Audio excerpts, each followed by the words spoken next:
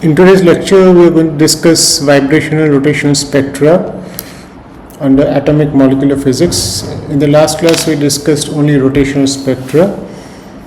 So let's get started.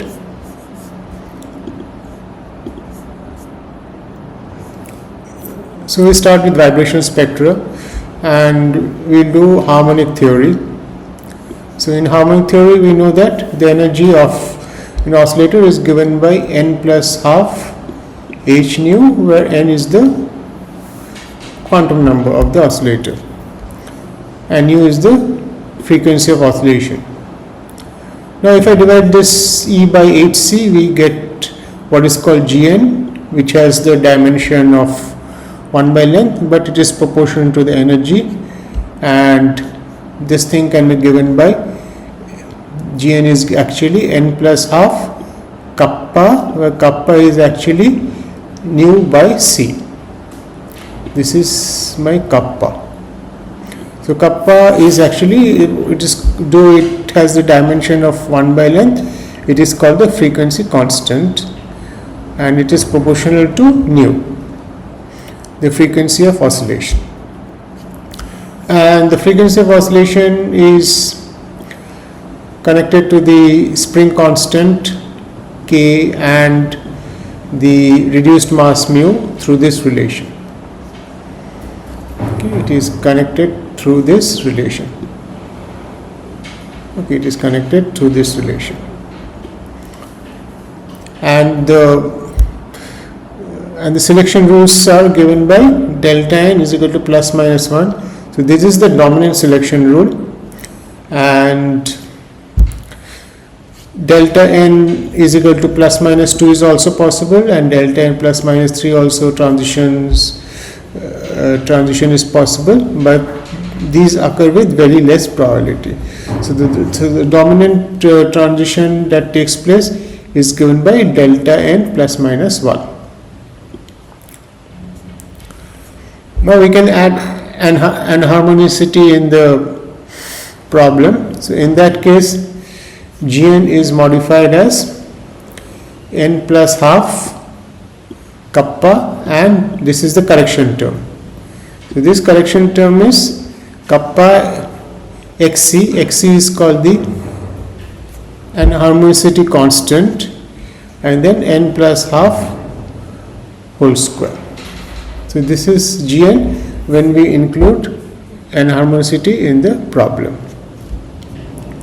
So you can see the spectra for vibrational spectra. So this is my intensity, and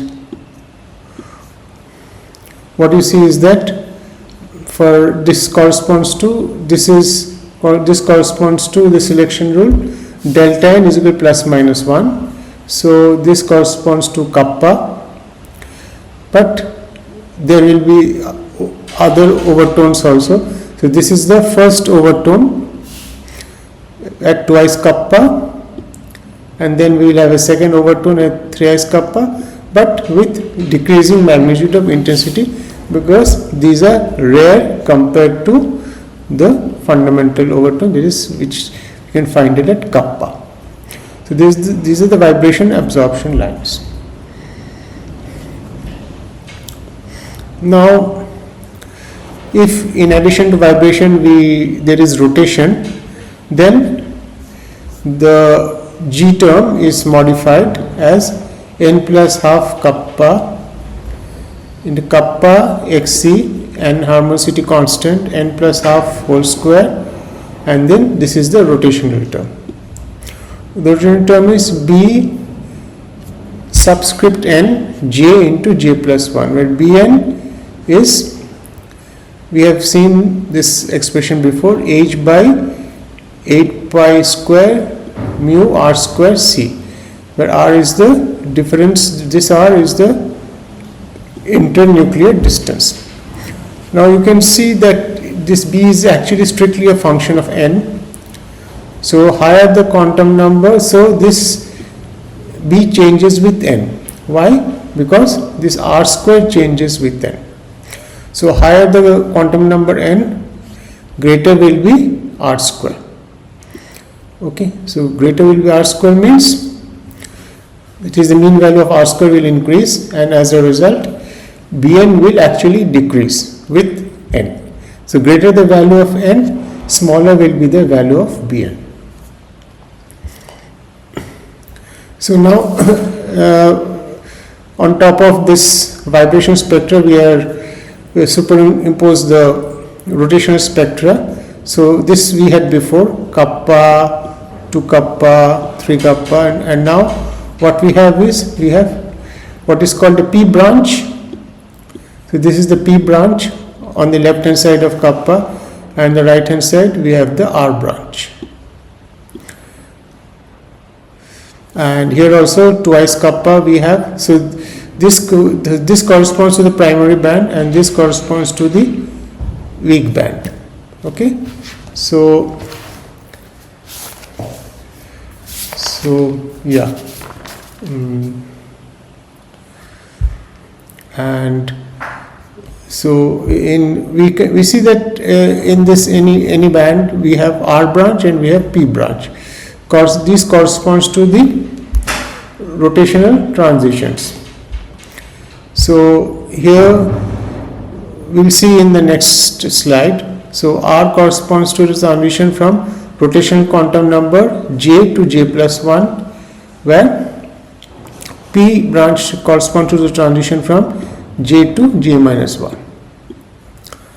And this is the central, so this is the vibrational band due to transition among vibrational states. This is the fundamental K, these are the overtones, 2s kappa, 3s kappa, and then we have P and R branch. So this is what it looks like.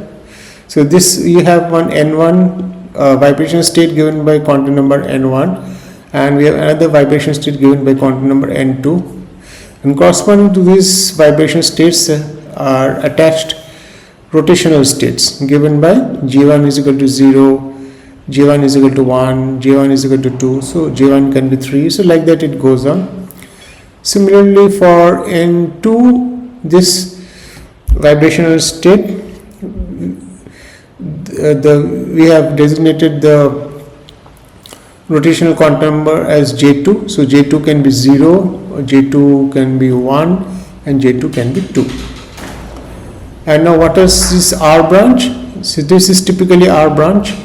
It's a transition between two vibration states, and here it is a transition from J1 is equal to 0 to J2 is equal to 1.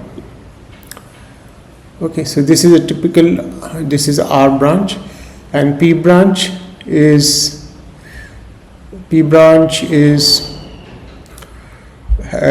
from, say, sorry, here it should have been like yeah, so P branch is actually, this is a transition from J1 is equal to 1 to J2 is equal to 0. Okay, so this is typically P branch. You can draw other R branches and P branches, but that I have not drawn here. Just I have shown example of R branch and P branch. So now, so there is transition from this state N1 J1, this is a vibration quantum number, this is a rotation quantum number, and for to state N2 J1 plus 1.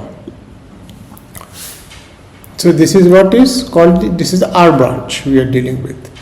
So delta J for that is, first there is a function that entirely depends on N1 and N2 and corresponds to only the vibration states. And then we have the terms which depend on the rotational quantum number. So this is J1 square Bn2 minus Bn1 plus J1 3Bn2 minus Bn1 plus 2Bn2. This you can check easily by substituting in this term which we had already here. You can substitute, you will immediately get.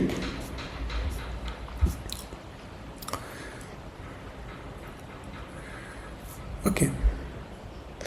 So now we know that if N2 is greater than N1, so if N2, we know that N2 is greater than N1, so N2 is greater than N1, so N2 is greater than N1.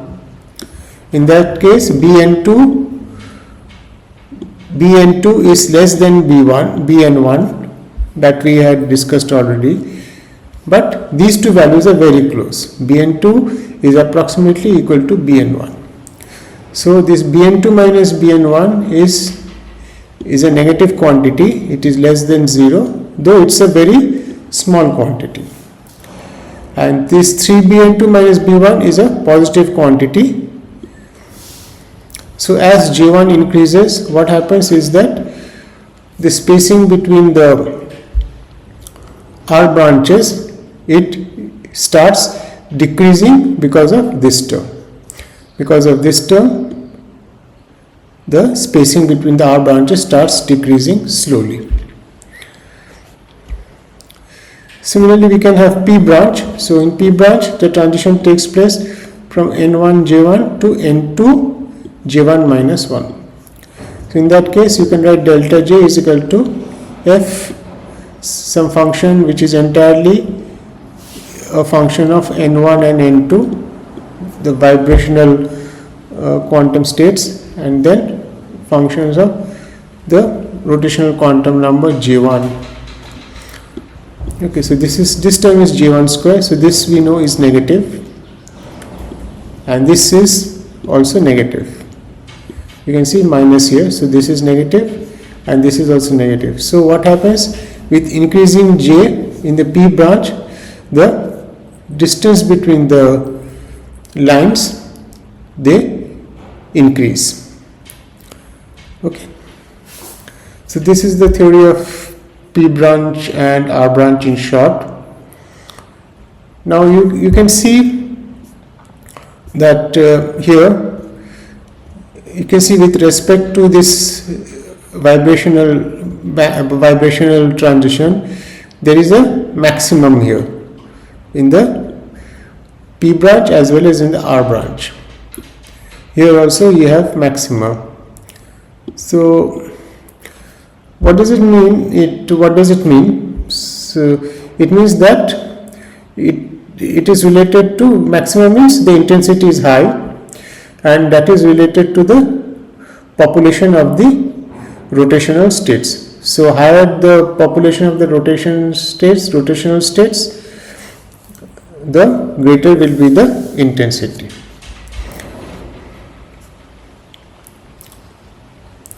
So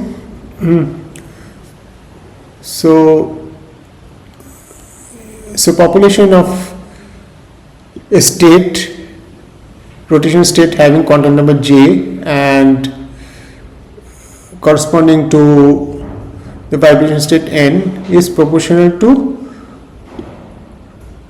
2J plus 1 into e to the power minus GNJ HC. This is actually, this term is basically the energy of the rotational state J, because it depends on both N and J, that we have seen. So GNJ is basically the energy of this state given by quantum number J, and 2J plus 1 we know are the number of these are the 2J plus 1 are the various quantum numbers along the Z direction. So if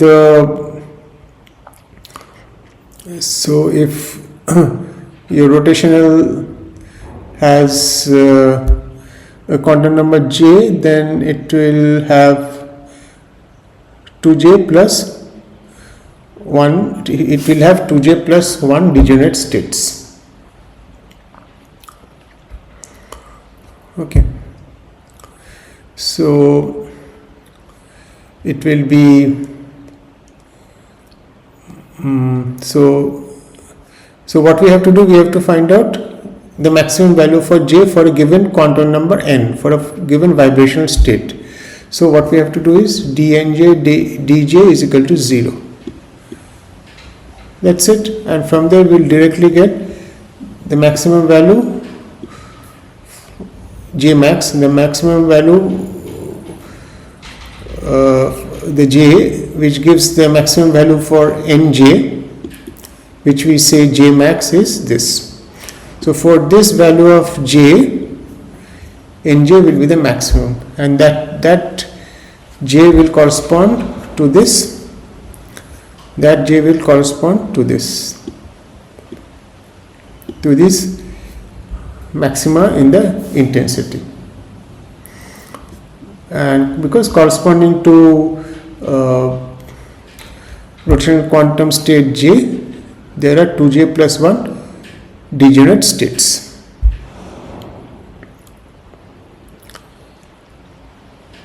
Okay.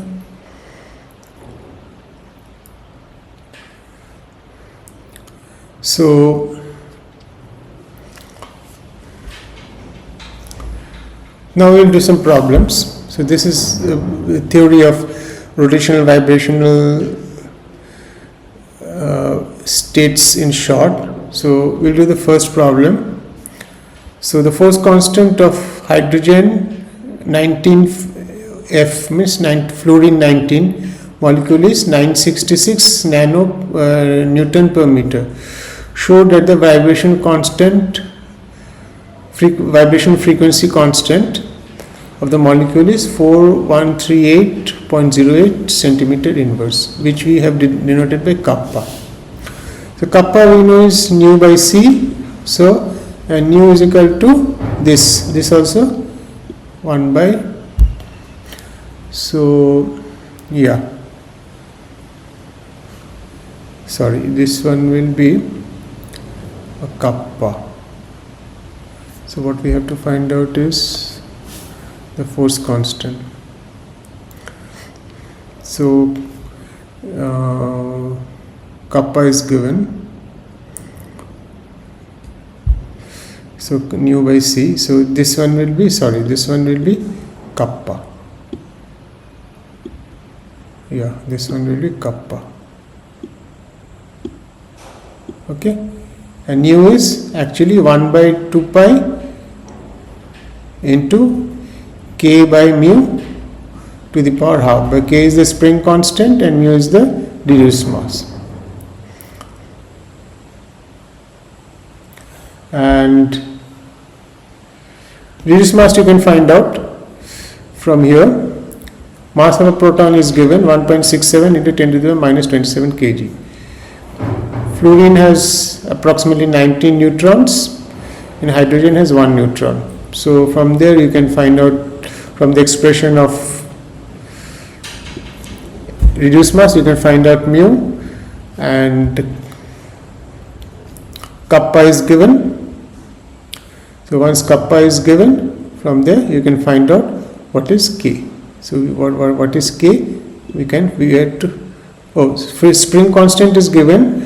We have to show that the vibration constant is this. So spring constant is given, so we have to find out kappa. This is given, so we have to find out what is kappa. So this we have to substitute directly, and you will get. This is what you will get: 4138, almost 4138 centimeter inverse. Next we see another problem. The frequency of vibration of a carbon monoxide molecule is nu. This is into 8.42 into 10 to the 13 second inverse per second, that is. Show that the separation between successive vibration energy levels is 0.35 electrons. So this is very simple. So this is delta is equal to h nu. H we know the value and nu is given here. So you have to, whatever you get, you have to convert it into electron volt. The oscillations of electric dipole moment of a molecule on interaction with radiation yields what? It basically yields what? Raman spectra, or it yields infrared spectra, ultraviolet, X-ray. So vibrational states in this transition between vibrational states gives us infrared spectra. Okay. Next problem is, which of the following molecules has the highest vibrational frequency? So this is H2 does not have any dipole moment. D2 does not have dipole because they are not heteronuclear molecules. HT is heteronuclear, HD is heteronuclear.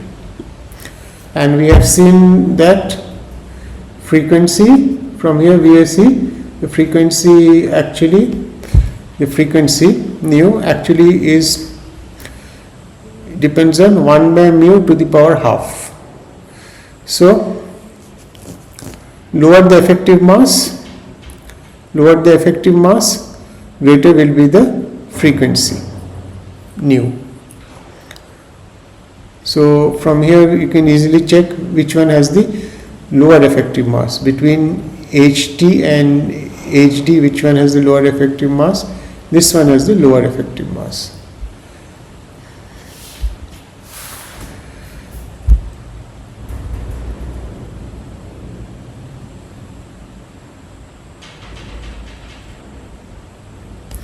The fundamental band of another problem, the fundamental band of CO molecule is centered at 2143 centimeter inverse, and the first overtone is at 4260 centimeter inverse. Show that kappa xc is equal to 13 centimeter inverse, vibrational frequency nu is equal to 6.5 into 10 to the power 13 per second, and the spring constant is 1907 Newton per meter. It is given that the reduced masses of the molecule is 1.141 into 10 to the power minus 26 kg. We know the expression for Gn, so it's just a purely vibrational problem. So this is kappa n plus half minus kappa xc n plus half whole square. So it is given that G1 minus G0 is 2143 and G2 minus G0 is 4260. So from there we can easily find out what is kappa and what is kappa xc. Okay, and once we found out kappa, we know that nu is equal to kappa c. So we have to find out the vibrational frequency. So nu is equal to kappa c. Okay, so kappa we have found out. So we can find out nu, and once we have found out nu, we have to use this expression for frequency of vibration. Nu is equal to 1 by 2 pi square root of k by mu. So mu is given in the problem. You have to find out what is k, and that you can find out from here. You can get to this, and it will come out to be 1907 Newton per meter. We go to the last problem. Show that at temperature T is equal to 133.5 Kelvin, the ratio of the number of a particular type of molecules. So that molecule is defined by that vibrational frequency constant kappa is equal to 214.6 centimeter inverse and kappa xc is equal to 0.6 centimeter inverse. In the vibration state n is equal to 1, the ratio of the number of a particular type of molecules in the vibration state n is equal to 1 to that in the state n is equal to 0 is 1 by 10. So in the state n, so n1 by n0 is given by exponential minus delta G Hc. So delta G Hc is the energy difference between the two states. N is equal to 1 and n is equal to 0 divided by kBt. So this is the Boltzmann expression, and delta G is G1 minus G0. Okay, so we have to use, so these are the terms that are given, kappa, and we have to use this expression for G that we have already seen, purely vibrational one. Where is it? Yeah, we have to use this expression for G, and then C. So we have to use this expression for G, and that's it. We can find out from there. We just have to, from there we can find out temperature, because all the other parameters are known. N1 by N0 is known, so N1 by N0 is this is equal to 1 by 10. So we can take the log on both sides, ln, and then do the problem. So I'll stop here now, and in the next class we will continue with atomic and molecular physics. Thank you.